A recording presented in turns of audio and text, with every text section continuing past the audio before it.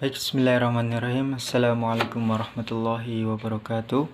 Yang terhormat Bu Dian Rifiyati MSI serta teman-teman yang saya banggakan. Pada kesempatan hari ini saya ingin menyampaikan sedikit materi tentang tokoh pendidikan nasional. Nah, kita pasti pernah mendengar ya tokoh pendidikan nasional yang ada di Indonesia.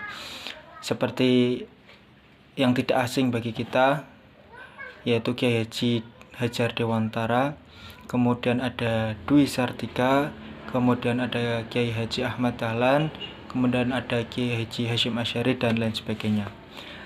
Tapi pada kesempatan kali ini saya hanya ingin membahas satu tokoh tokoh nasional yaitu Kiai Haji Ahmad Dahlan.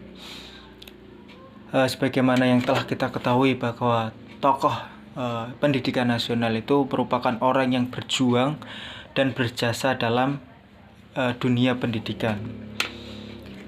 Baik, Ahmad Dahlan memiliki nama kecil yaitu Muhammad Darwis. Ia adalah anak keempat dari 7 bersaudara dan termasuk keturunan dari Maulana Malik Ibrahim. Maulana Malik Ibrahim sendiri merupakan salah satu seorang terkemuka di para wali songo, di antara para wali songo, yaitu yang pelopor penyebaran agama Islam di Pulau Jawa. Nah, ketika memasuki usia ke-15 tahun, Ahmad Dahlan pergi ke Mekah untuk melaksanakan ibadah haji. Nah, setelah itu beliau tinggal selama 5 tahun menetap di Mekah.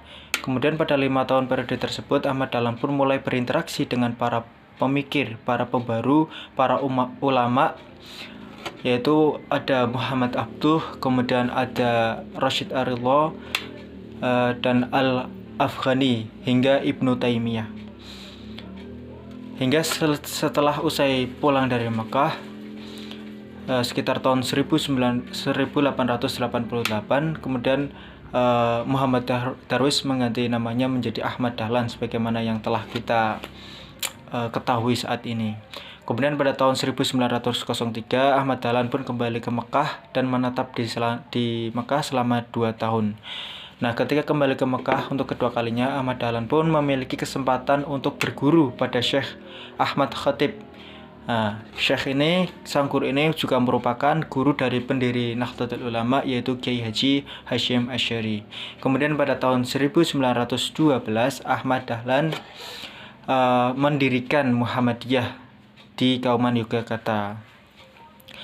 Usai pulang dari Mekah, Ahmad Dahlan pun menikahi Siti Walidah, yaitu sepupunya sendiri dari anak Kiai Penghulu Haji Fadil, yang kemudian Siti Walidah ini dikenal pula dengan nama Nyai Ahmad Dahlan, yaitu seorang pahlawan nasional juga, ya, serta pendiri Aisyah. Kemudian pada tahun 1912 Ahmad Dahlan mendirikan sebuah organisasi bernama Muhammadiyah untuk melaksanakan cita-cita dari pembaharuan Islam yang hadir di Nusantara. Ahmad Dahlan menginginkan pada pembaruan terhadap cara berpikir maupun beramal masyarakat, namun tetap sesuai dengan tuntunan agama dan syariat Islam. Ia ingin mengajak umat Islam di Indonesia untuk kembali hidup sesuai dengan tuntunan yang ada dalam Al-Quran maupun hadis. Oleh karena itu, sejak awal berdirinya, Ahmad Dahlan menegaskan bahwa Muhammadiyah bukan organisasi yang memiliki sifat politik, akan tetapi bersifat sosial serta bergerak dalam bidang pendidikan. Gagasan Ahmad Dahlan mengenai berdirinya Muhammadiyah pun mendapatkan dukungan yang baik dari keluarga maupun warga sekitar. Nah, akan tetapi dukungan baik tersebut rupanya tidak dapat menghindarkan muncul fitnah-fitnah, tuduhan hingga hasutan yang datang pada Ahmad Dahlan. Bahkan Ahmad Dahlan juga sempat dituduh mendirikan agama baru, menyalahi ajaran Islam.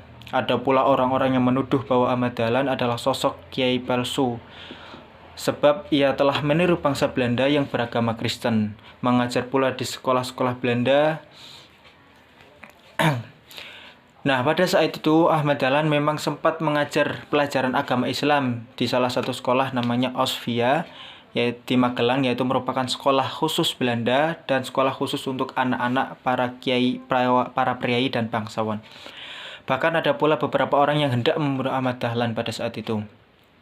Nah, meskipun mendapat beragam fitnah, hasutan maupun ancaman, Ahmad Dahlan tetap berteguh hati, tetap melanjutkan cita-cita serta perjuangan dalam pembaruan Islam di Indonesia, khususnya di dalam dunia pendidikan. Nah, kemudian jasa-jasa Ahmad Dahlan. Kiai Ahmad Dahlan adalah salah satu pahlawan nasional yang memiliki jasa-jasa. Nah, salah satunya adalah ia berjasa dalam membangkitkan kesadaran masyarakat Indonesia melalui gagasan-gagasan mengenai pembaruan Islam serta pendidikan. Selain itu, pemerintah juga menganggap bahwa Ahmad Dahlan memiliki jasa lainnya demi kemajuan bangsa Indonesia. Berikut beberapa jasa yang bisa saya paparkan. Yang pertama, Ahmad Dahlan telah mempelopori kebangkitan umat Islam di Indonesia untuk menyadari nasibnya sebagai suatu bangsa yang terjajah dan masih harus banyak belajar serta berbuat banyak. Nah, melalui organisasi Muhammadiyah yang ia gagas, Ahmad Dahlan telah memberikan banyak ajaran Islam yang murni kepada bangsa Indonesia. Selain itu, ajaran yang dibawa oleh Ahmad Dahlan dapat menuntut kemajuan, kecerdasan, hingga beramal bagi bangsa Indonesia dan umat tanpa melupakan dasar dari iman dan Islam. Melalui organisasi Muhammadiyah yang ia dirikan, Ahmad Dahlan telah